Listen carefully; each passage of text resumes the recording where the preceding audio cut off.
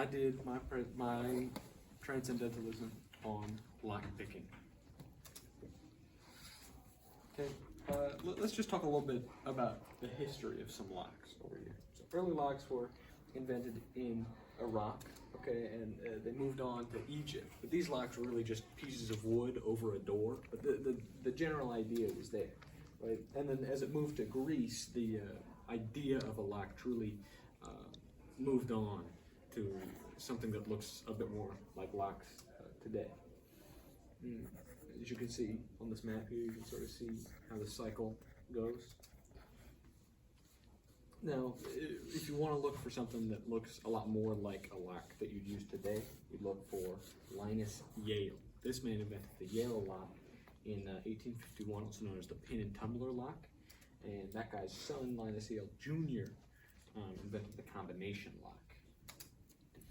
But let's break into these locks, okay? There are multiple different methods of lock picking. This counts towards my time. It does. I don't know my wallet. This counts towards my time. This here lock, okay, you can see that it has, I would have lock picking tools with me, but I don't currently. You can see that it has these pins right here, okay?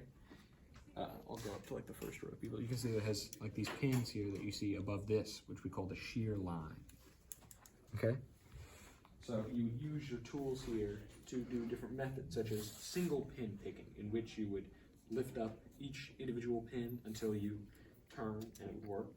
You also have raking, where you'd use something called a rake and a tensioning tool to rake and it would open.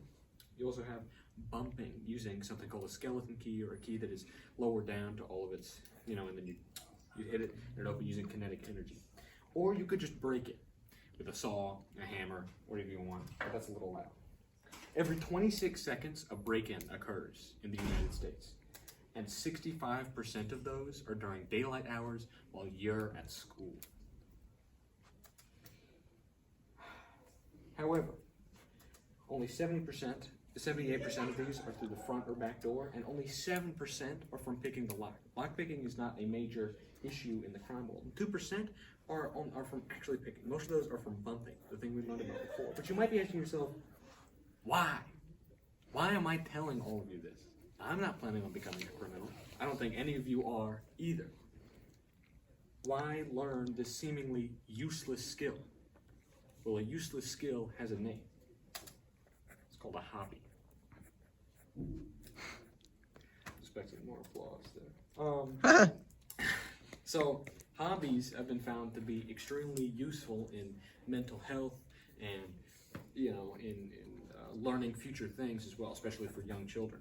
Having a curiosity, having a hobby, learning especially intricacies of how something works can lead you to be more curious in the future.